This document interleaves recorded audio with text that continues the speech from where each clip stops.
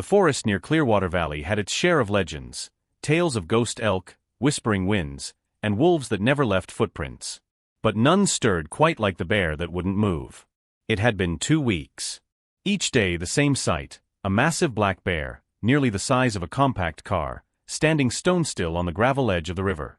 Rain soaked its fur, wind lashed through its coat, but the bear stood, unmoving, like a statue carved out of shadow and muscle.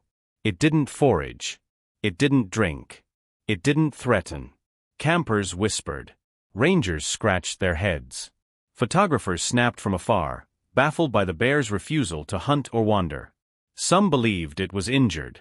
Others thought it was dying. But those who truly looked saw something else in its eyes, something haunted. The river it watched wasn't peaceful. August rains had swollen the banks, sending thick currents rushing over logs and rocks. Twice, the water had flooded nearby trails. And yet, the bear didn't flinch. It stayed anchored to that same muddy bend, eyes fixed on the churning water as if waiting for something only it could sense. One ranger tried to drive it off with warning shots, just blanks, but the bear didn't react. It didn't run, didn't roar, didn't move. Just watched. Locals began leaving offerings on the trail, fresh berries, old salmon, even scraps of jerky. Nothing touched. Nothing eaten. The bear had no interest in food or fear. Only the river. And then the murmurs began. They said the bear was grieving. They said the river had taken something from it. And now it waited day and night, for something that might never return. But deep in the valley, just beyond the river's bend, someone else was watching the bear. Not from fear. From fascination. Noah had always loved sketching animals, but he had never drawn anything like this bear. From the hilltop behind his grandfather's cabin, he could see the river curl through the valley like a ribbon of silver. And right there, just as it had been for days, the black bear stood motionless, like a sentinel guarding a secret. Noah watched it every morning before breakfast, crouched behind a patch of elderberry bushes with a spiral notebook in hand. His sketches began clumsy, the bear just a black lump against a wavy line of water. But over time, the drawings sharpened. He began to notice the scar on the bear's left flank, the subtle shift of its weight from paw to paw, the way its head tilted slightly upstream. His grandfather, Walt, had lived in the valley his whole life. He told Noah the bear was bad news. Bears that don't move are bears that are sick or losing their minds, Walt muttered, slicing firewood in the yard. Best stay clear. Nature's rules don't bend without a reason. But Noah wasn't afraid. Something about the bear felt purposeful. Not wild, not dangerous, just focused. Like it was listening for something in the river that no one else could hear. Each day, Noah returned to his hilltop perch. He packed snacks, sharpened his pencils, and drew the bear again and again. The way it ignored everything, passing moose, howling winds, even the drone of a ranger's ATV, only deepened Noah's curiosity. On the 6th day, he saw something new. The bear looked up. Not at a sound or a smell. It looked directly at Noah. Their eyes locked for just a second, but it hit Noah like a bolt. The bear knew he was there. And it didn't turn away. It simply blinked once, and went back to watching the river. Noah's pencil trembled in his fingers. That wasn't instinct. That was something else. Something waiting. The sky cracked open on a Thursday. Thunder rolled through the valley like distant cannon fire, and fat, heavy raindrops hammered the forest floor. Noah sat at the cabin window, chin resting on his knees, watching as wind bent the pines like reeds. The river, already swollen, had turned into a roaring brown serpent, churning, snapping at its banks, hungry. He looked through his binoculars. The bear was still there. Still standing. Rain poured over its back in sheets. The scar on its flank looked raw now, almost red in the stormlight. Water rushed around its paws, rising higher by the hour. Any normal animal would have run for the trees. But not this bear. Walt grunted as he bolted the cabin door. If it floods bad enough, we head for the truck.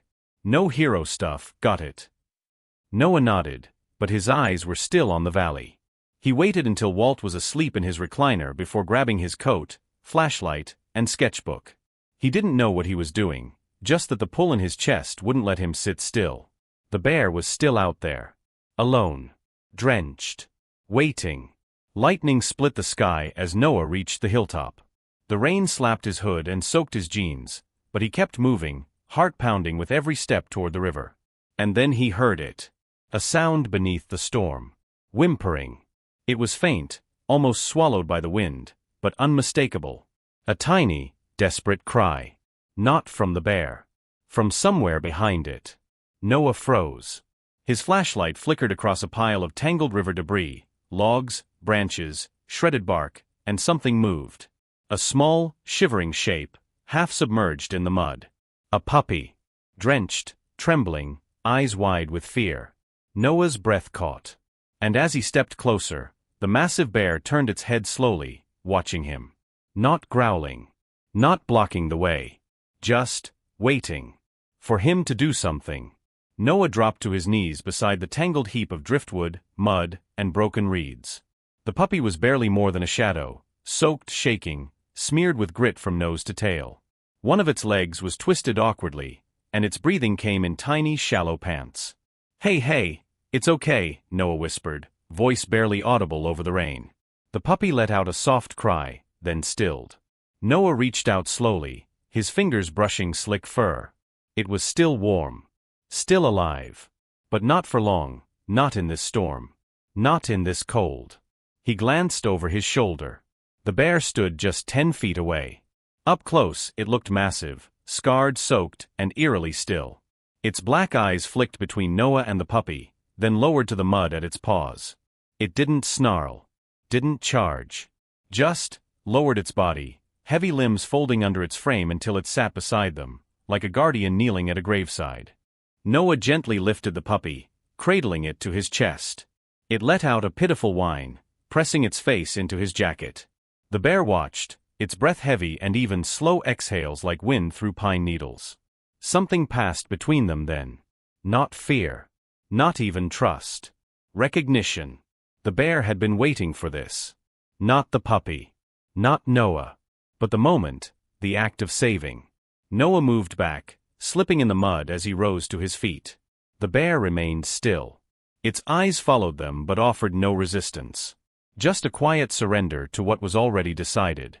Then, as Noah turned to leave, the bear did something strange. It lowered its massive head beside the puppy, just for a second, and let out a deep low hum. Not a growl. Not a warning. A sound like grief. Or blessing. Noah blinked back tears. He didn't know why. But somehow he knew that bear had lost something in this very spot. And today, in saving the puppy, it had found a small piece of it again. The door creaked open as Noah stumbled inside, clutching the bundle of soaked fur tight against his chest. Walt sat up with a snort, blinking. "What in?" "Noah." Noah didn't answer. He knelt by the fire, grabbing a towel and wrapping the shivering puppy. The little thing was limp, but its chest moved. Barely. "I found it," Noah whispered. "By the river." It was stuck. Walt stared at him for a long moment. Then, silently, he helped. They dried the pup gently, rubbing its ears, warming its paws. Walt made a nest of blankets near the stove while Noah fetched warm broth and dipped his fingers into it, letting a few drops touch the pup's tongue. Tiny swallows. A twitch of the nose. It was enough. For the first time in days, Noah exhaled. The storm passed by morning. Outside, the forest sparkled, clean and dripping with the scent of pine. The river still raged, but the bear was no longer at its edge. It had vanished. Noah returned to the hilltop 3 times that day. Nothing. Just water and wind and silence. Back in the cabin, the puppy slowly improved. Noah fed it in small spoonfuls, checked its leg, let it sleep against his chest. He named it River. That night, curiosity gnawed at him. He dug into an old storage chest where Walt kept his ranger records, weather logs, wildlife reports, even clippings from newspapers. That's when he found it. A printed wildlife alert, 5 years old. A female black bear with a cub, seen near the same river bend. Floodwaters had swept through suddenly. The cub was lost. The mother had stayed there, unmoving, for 9 days. The date matched. Noah sat back, heart thudding. It wasn't superstition. The bear had returned to the same riverbank where it had last seen its cub, and this time, it had waited until something was saved. Maybe not its own. But something helpless.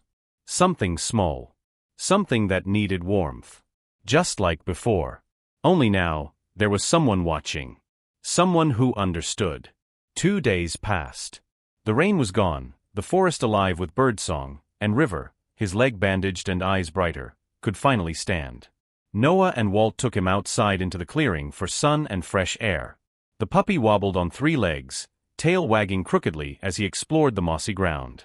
Noah smiled, but his eyes kept drifting toward the tree line. Toward the river. He didn't expect to see the bear again.